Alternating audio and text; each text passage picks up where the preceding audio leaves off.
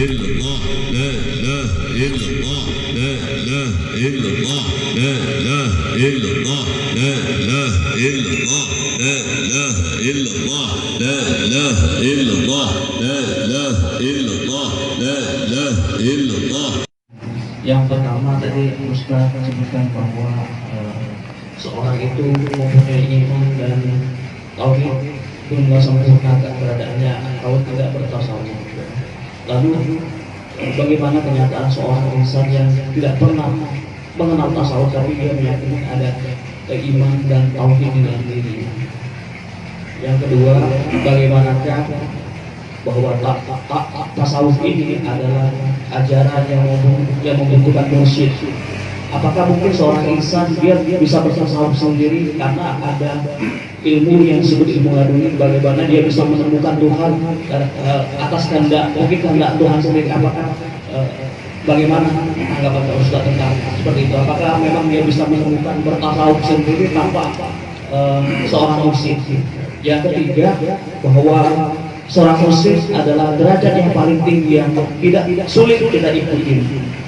Posisi keimanan beliau dan keilmuan dan posisi insan beliau. Lalu kita yang mau mengikutinya, bagaimana dengan kita kan tidak akan sanggup. Lalu bagaimana posisi keimanan kita dan ketahuan kita serta ketasawufan kita? Itu saja. Assalamualaikum warahmatullahi wabarakatuh.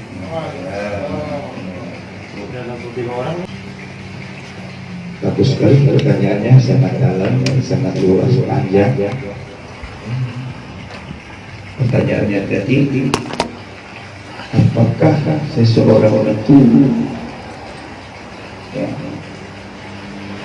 kalau dia tidak bermusik dia bisa menemukan tasawuf ya? Satu. Kemudian lagi, orang yang punya keyakinan tapi dia tidak memiliki guru ataupun mursyid, kan gitu ya.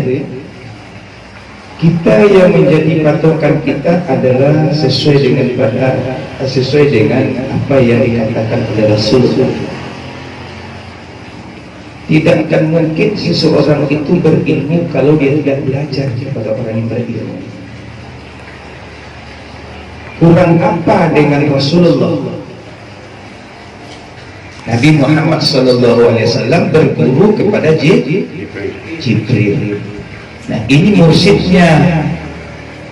Jibril itu sebagai pengantar untuk supaya dapat sampai kepada Allah. Itu disebut yang diturun kepada Allah adalah wahyu. Kemudian sekalipun ini menunjukkan bahwa seseorang itu berkemungkinan bisa saja Allah berbuat sekehendaknya, fa'alul lima yurid, terhadap hambanya, bisa sampai kepada Allah tanpa berguru.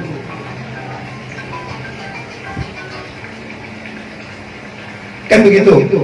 Tapi tidak ada yang namanya hamba Allah, tidak ada yang sampai kepada Allah tanpa berguru, baik itu guru yang secara zahir atau guru secara batin. Karena sejatinya guru yang zahir itu adalah yang dapat kita kenal itu melalui perbuatan Allah, melalui sifat-sifat Allah, dalil-dalil yang tercantum dalam Al-Quran. Pada batinnya itu asal usulnya daripada guru yang sejati yang disebut, kalau kita berabita itu mursyid namanya, kalau di sini disebut dengan ruh, sifat daripada Muhammad, asal usul awal kejadian alam semesta. Sana kita berguru. Sekalipun Jibril tadi itu menyuruh kita, bahasanya kita menuntut ilmu itu, pertama kali ayat yang turun itu apa? Iqra, membaca, mengenal diri. Iqra ya Muhammad. Tapi Muhammad dia bilang untuk kita, ini itibar bagi kita, aku tak bisa baca ya Rasul, ya Jibril. Ma'ana biqari, apa yang nak baca? Iqra. Ma'ana biqari sampai 3 kali. Bismi rabbikal lazi, dengan nama Tuhanmu yang menjadikan manusia. Berarti mengenal diri itu tadi, asal usul mengenal diri, asal usul. Padahal Muhammad sudah tahu apa yang dimaksud dengan Jibril itu tadi, tapi dia mengisyaratkan kepada umatnya wajib menuntut ilmu, belajar. Karena tidak akan tahu orang kalau tidak belajar. Rasulullah ana biqari itu untuk kita. Apa yang nak baca. Tapi pada sisi lain Rasulullah menjawab, ana ilmi. Aku udah tahu. Iqra ya Muhammad. Aku udah tahu. Tapi dia tidak mengatakan seperti itu. Dia yang langsung kepada Allah. Masih mengatakan tidak tahu. Jadi tidak ada orang pintar tanpa menuntut ilmu.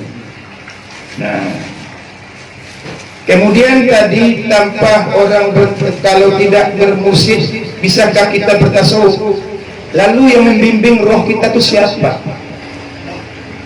Karena ilmu yang namanya ilmu zahir itu dapat dipelajari itu sebatas akal saja, dia tidak tahu lagi cahayanya itu tidak sampai seperti itu.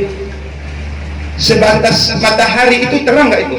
Dicontohkan matahari itu jelas nggak terangnya itu? Jelas. Tetapi dia menerangi yang mana? Yang bisa diterangi oleh matahari itu adalah mana yang sudah tidak terlindung oleh satu benda pun untuk memancarkan cahayanya, bisa dia terangi. Tetapi cahaya murabi, cahaya seorang guru yang sudah sampai pandangannya, kasafnya, syuhudnya kepada Allah Subhanahu wa taala, maka dia bisa memandang orang yang di dalam kegelapan. Contoh, Abuya di Aceh, kita di sini. Atau karena kita sudah dapat merasakan keberadaan beliau. Jangankan kepada beliau, kita punya di situ punya adik kan? Punya orang rumah ataupun ibu bapak? Dah kenal? Bagaimana rasanya sudah kenal betul dengan keluarga, nggak terpisahkan lagi dari diri kita kan? Coba ingat sekarang. Tembus enggak? Tembus ya? Nah, ini perjalanan rohani. Perjalanan rohani itu misal seperti itulah kita dengan guru itu. Kita tak bisa, belum wajar, kita belum pantas kita itu melihat itu guru dengan kita, tapi guru dia jelas melihat kita. Karena kita ini masih kotor. Nah, kita ini masih ada lagi yang menutupi hijab-hijab hidup kita. Nah, tetapi apabila sudah terang, yang bicara ini nanti banyak sudah contoh dari majelis kita, dari perjalanan murid-murid Abu ya. Dari nol dia tak belajar, tapi karena dia bermusik, belajar juga namanya, berguru juga namanya. Dia menyerahkan diri kepada seseorang yang dapat membimbing hatinya, membimbing dirinya untuk supaya dapat bersama dengan beliau kepada Allah Subhanahu wa taala. Nah, mungkin itu pertanyaannya banyak, kita lagi kurang puas atau ada maksud paham ya? Mudah-mudahan ini dapat memberikan pencerahan bagi kita, karena ilmu ini talabul ilmi faridatun, itu pertama kali Rasul sampaikan itu, belajarlah, tuntutlah ilmu itu dari ayunan sampai yang lahat. Nah, kalau kita tidak amalkan itu, kita tidak mengikuti Rasulullah. Rasulullah saja belajar, dibedah lagi dia, sudah sempurna dibedah lagi batinnya. Nah, kita juga saat ini dibedah oleh Abuya.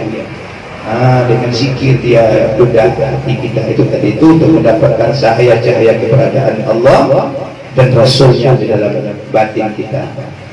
Itu saja.